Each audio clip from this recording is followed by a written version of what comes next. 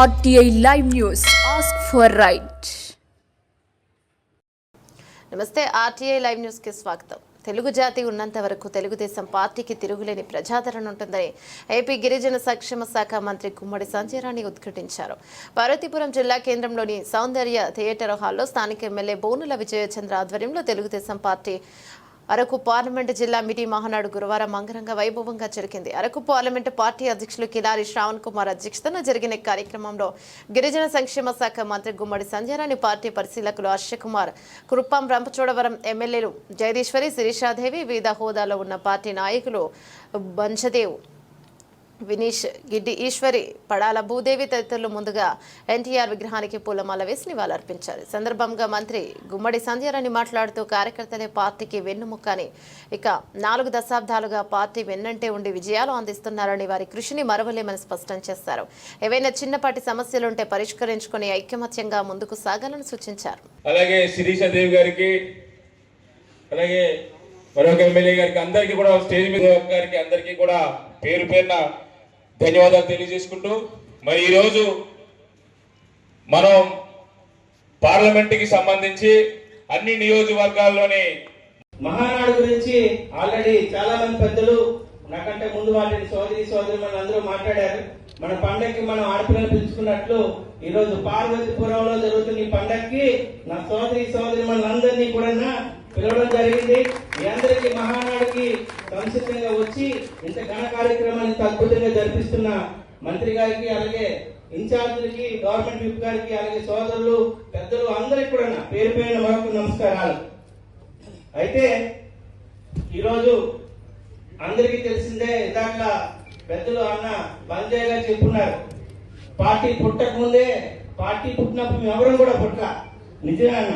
కానీ 40 సంవత్సరాలు పైబడి పార్టీ ఉంది అంటే మరొకసారి ప్రతిసారి కూడా పార్టీని మోస్తున్న కార్యకర్త తరం నుంచి ఇంకో తరంకి కండువాని కానీ జెండాని కానీ కిందకేయకుండా గుండె నిండా బలంతో నడిపిస్తున్న కార్యకర్తలకి మనందరం సెల్యూట్ చేయాల్సిందని మరొకసారి తెలియజేస్తున్నాం.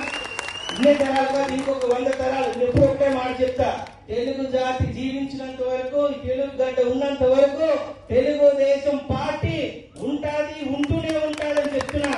ఎన్నో ఆటుపోట్లు, ఎన్నో విషయాలు, ఎన్నో వెన్నుపోట్లు చూసాం. అంటే ఎన్టీఆర్ గారి నుంచి నాదెండ్ల మనోహర్ గారు ఏవైతే వచ్చిందో, భాస్కర్ గారి ఇష్యూ, 95 ఇష్యూ, ప్రతిదీ చూసుకొని వచ్చాం. అంటే తెలుగుదేశం పార్టీ అంటే ఒక సంచలనం. ఆ సంచలనం ఇప్పుడు కూడా రికార్డు బ్రేక్ చేయాలన్నా, సంచలనం సృష్టించాలన్నా అది తెలుగుదేశం పార్టీకే తప్ప మరి ఇంకేమీ లేదు. మనం మీ అందరికీ చెప్పాను, బాప్ అవుతాయే, బేటా అవుతాయని. ఖచ్చితంగా తెలుగుదేశం పార్టీ మిగతా పార్టీ అన్నిటికీ కూడా ఒక తండ్రి పాత్ర పోషిస్తుందని మీ అందరికీ తెలియజేస్తున్నా. ఇంకొకటి, ప్రతి ఒక్కరు వాళ్ళ కాన్స్టిట్యూన్సీ వైజ్ తీసుకురావడం జరిగింది డిక్లరేషన్స్ ఇవ్వడానికి. అవన్నీ కూడా లాస్ట్ లో అధ్యక్షులు గారు చదువుతారు. అయితే సమయభావం వల్ల ఎక్కువగా మాట్లాడదలుచుకోలేదు, అతిథులు వచ్చిన్నారు కాబట్టి మీ అందరికి ఒకటే మాట చెప్తున్నా, పార్వతీపురం గడ్డ అంటేనే తెలుగుదేశం. ఈ విషయాన్ని మనం మర్చిపోవడం అవసరం లేదు. ఇందాక చెప్పుకున్నారు, గత 30 సంవత్సరాలుగా ఒక లెక్క, ఇప్పటి నుంచి పార్వతీపురం తెలుగుదేశం కార్యకర్తలు టచ్ చేయాలన్నా, కార్యకర్త ముందుండాలన్నా ముందు ఎవరు టచ్ చేయాలి? నన్ను టచ్ చేయాలి. ఇంకో విషయం గుర్తుపెట్టుకోండి, ఈ మధ్యన రాష్ట్రం మొత్తం ఒకే జరుగుతుంది. ఇంకా సంవత్సరం కూడా నడలేదు మన పాలనే. కాబట్టి విషయం చెప్పడం స్టార్ట్ చేశారు ఈ బ్లూ పార్టీ, పేటీఎం వాళ్ళు.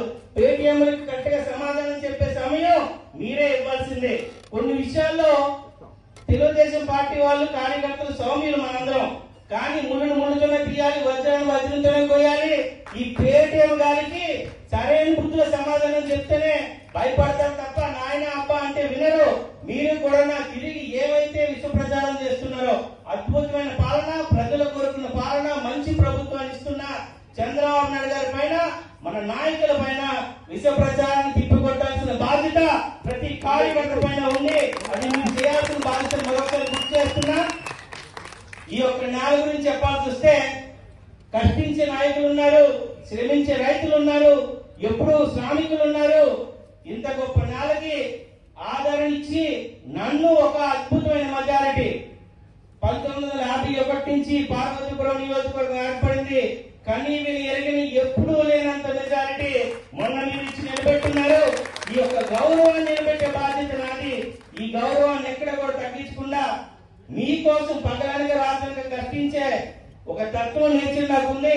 ఈ విజయచంద్ర గుండె కొట్టుకున్నంత వరకు, ఆగినంత వరకు తెలుగుదేశం పార్టీ కోసం, ఈ కండువా కోసం, ఈ జెండా కోసం పనిచేయాలని మరొకసారి మాటిస్తూ ఈ అవకాశం ఇచ్చిన ప్రతి ఒక్కరికి, పెద్దలందరికీ పేరు పేరు నమస్కారాలు. ఈ యొక్క కార్యక్రమం నడిపించిన టౌన్ మండల టౌన్ నుంచి, అలాగే రూరల్ నుంచి, సీతానగరం నుంచి ప్రతి ఒక్కరు ముందు నడిపించి స్టేజ్ నుంచి చేరు వరకు ప్రతిదీ కూడా తన సొంత ఇంట్లో పెళ్లి అయితే ఎలా చేసుకుంటాం అలాగా చేస్తున్న కార్యకర్తలు నియోజకవర్గంలో నేను రావడం, మీకు నా కుటుంబంగా స్వీకరించడం, నేను ఎన్నో జన్మలు సుకృతం చేసుకున్నానని తెలియజేస్తూ ఈ యొక్క కార్యక్రమానికి వచ్చిన ప్రతి తెలుగుదేశం కార్యకర్తకి శిరస్సు వంచి నమస్కారాలు చేస్తున్నాను. జై తెలుగుదేశం, జై తెలుగుదేశం. మహానాడు మన 7 నియోజకవర్గాల్లో కూడా మినీ మహానాడు ఆల్రెడీ ఏర్పాటు చేసుకున్నాం. ఈ రోజు మన పార్లమెంట్ లో, ఎందుకంటే 2 జిల్లాలకి 2 పెడదామని ముందు అనుకుంటే కాదు, పార్లమెంట్ అన్ని పార్లమెంట్లు ఒక్కొక్కటే పెడుతున్నారు కాబట్టి మీరు కూడా అలా పెడితే బాగుంటుంది అన్నారు కాబట్టి మనం కూడా ఇలాగే పార్లమెంట్ అంతా కలిసి మొదలు పెట్టాలనుకున్నాం.